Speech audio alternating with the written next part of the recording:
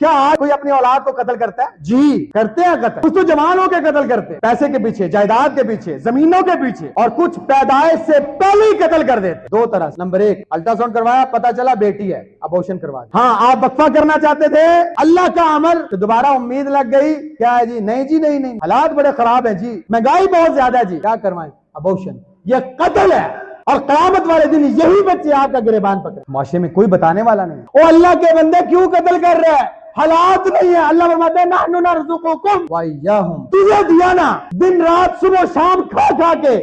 تیری توندے بڑھ گئی ہیں، میری ناشکری کرنے کے باوجود تجھے دیتا ہوں نا، اسے بھی دوں گا مارتا۔ رزق تو میرے ذمہ تھا، تجھے کیا تکلیف ہے؟ پیدا میں نے کرنا، تیرا صرف حق ہے کہ اسے دنیا میں آنے کا ذریعہ بنایا، اسے دنیا میں آنے دے، لیکن نہیں، اپنی مرضی قتل کر دیتے ہیں۔ سامعین محترم، ہماری آج کی گفتگو اور آج کی نشست وہ ہمارے تسلسل کی اگلی کڑی ہے۔ پہلا یہ تسلسل کہ جو احکامات اللہ رب العزت نے عام مسلمانوں کے لیے قرآن میں رکھے ہیں، جن کا تعلق عام مسلمان کے جاننے کے ساتھ، ہم ان کو تفصیلاً اور اجمالاً ذکر کرتے ہوئے سورہ انعام میں آ پہنچے ہیں۔ پھر سورہ انعام میں اللہ رب العزت 151 نمبر آیت میں چند حرام کردہ چیزوں کی طرف اشارہ کرتے ہیں، اور اپنے نبی محمد رسول اللہ صلی اللہ علیہ وسلم سے یہ فرماتے ہیں کہ ان کو کہو آؤ میں تمہیں بتاؤں کہ اللہ نے کیا حرام، اور میں سب سے پہلے اللہ رب العزت نے جو مومنوں پر، بندوں پر، عام مسلمانوں پر حرام کیا ہے وہ ہے کہ اس کے ساتھ شرک کرنا حرام ہے۔ ہم نے تفصیلی گفتگو کی اس کے اوپر۔ دوسرا، والدین کے ساتھ بدسلوکی حرام ہے۔ اب جہاں ہم نے ان باتوں کا تذکرہ کیا کہ اولاد کے اوپر، بچوں کے اوپر اپنے والدین کے کیا حقوق ہیں، ہم نے 2 نشستیں کی، اور لازمی نہیں کہ ان 2 نشستوں کے اندر ہر ایک چیز کا احاطہ کر دیا گیا ہو، لیکن اجمالی طور پر تقریباً ایسی چیزوں کی طرف اشارہ کیا گیا جو ایک معاشرے کے اندر بچے کو پتہ ہونی چاہیے، اور صرف بچے کو نہیں، اگر وہ بڑے بھی ہو گئے ہیں اور ان کے والدین زندہ ہیں تو اپنے والدین کے لیے وہ بچے ہی ہیں، تو ان باتوں کا خیال کرنا چاہیے۔ جہاں اللہ رب العزت نے فرمایا وہ بالوالدین احسانا، تو یہاں سے ایک تو اشارہ یہ مل رہا ہے کہ یہاں پہ والدین کے حقوق کی بات کی جائے، پتہ چلے کہ والدین کے کیا حقوق ہیں، اور ان کی حق تلفی کرنے سے اللہ رب العزت نے منع کیا اور فرمایا یہ حرام ہے۔ اور ساتھ ہی متصل اللہ رب العزت فرماتے ہیں وَلَا تَقْتُلُوا أَوْلَادَكُمْ مِنْ إِمْلَاقٍ، اپنی اولادوں کو قتل کرنا بھی حرام ہے، بھوک کے ڈر سے۔ ہم تمہیں رزق دیتے ہیں، انہیں بھی دیں گے، تو یہ اس بات کی طرف اشارہ نہیں ہے کہ صرف اپنے بچوں کو قتل کرنا حرام ہے، نہیں، یہ اس بات کی طرف اشارہ ہے کہ اگر بات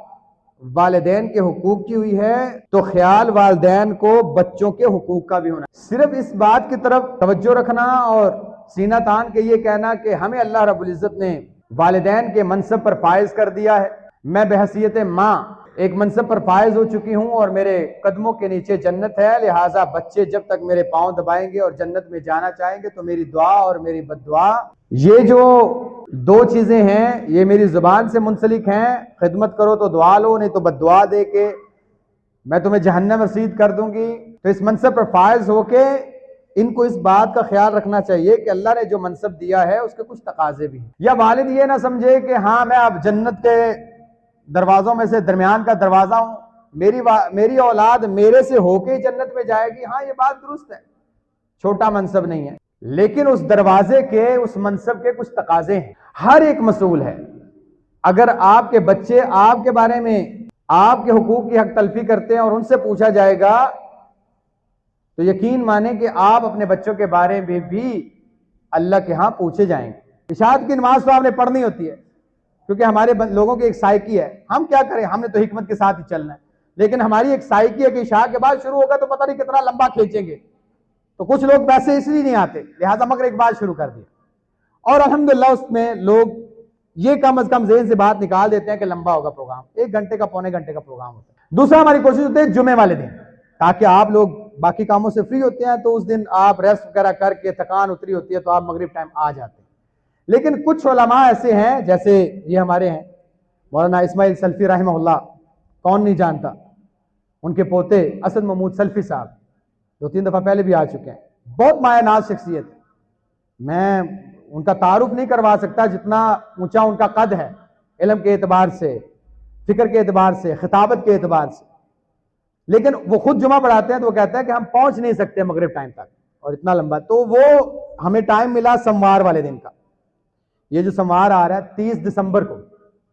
بعد نماز مغرب، چھوٹا سا پروگرام ہے، خود بھی آئیں،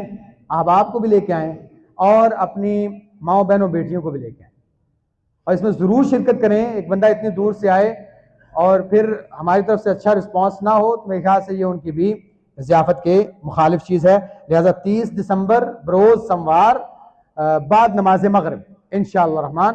تو یہ آپ احباب سے التماس ہے کہ آپ اس میں ضرور شریک کریں۔ بعض احباب نے دعاؤں کے لیے کہا، اللہ تعالیٰ ہم سب کے گناہوں کو معاف فرما، ہم سب کے نیک اعمال قبول فرما، اللہ جو بے اولاد ہیں نیک اور صالح اولاد عطا فرما، اللہ نیک اور صالح اولاد عطا فرما، اللہ جو بیٹوں کے لیے پریشان ہیں نیک اور صالح بیٹے عطا فرما، اللہ نیک اور صالح وارث عطا فرما، اللہ ہماری اولادوں کو ہمارے لیے صدقہ جاریہ بنا، اللہ ہمیں ہمارے والدین کے لیے صدقہ جاریہ بنا۔ ربنا تقبل منا انك انت السميع العليم وتب علينا انك انت التواب الرحيم، وصلى الله تعالى على خير خلقه محمد وعلى اله وصحبه اجمعين برحمتك يا ارحم الراحمين۔